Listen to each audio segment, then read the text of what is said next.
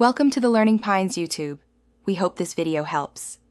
You start by reading the label so you know concentration and safe use directions. This reduces mistakes.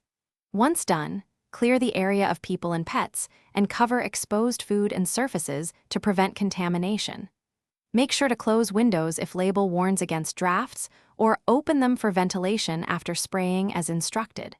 Put on simple PPE like gloves and a mask. This protects you while you begin the first targeted sprays on entry points and visible infestations. You now focus on the complex middle steps. Target likely insect pathways such as cracks, baseboards, and door frames because direct contact kills more effectively than random fogging.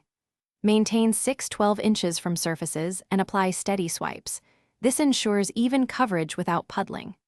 Once done with surfaces, place baits or gels in voids and behind appliances where sprays won't reach. Make sure to respect the labeled application rate and interval to avoid resistance and unnecessary. You finish by ventilating the treated area per label and waiting the recommended re-entry window so residues settle and exposure risk drops.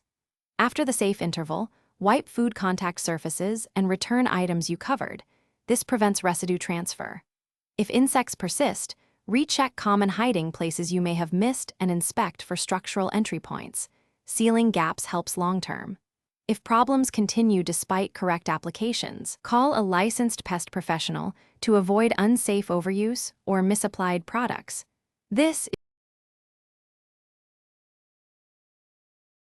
Thanks for watching.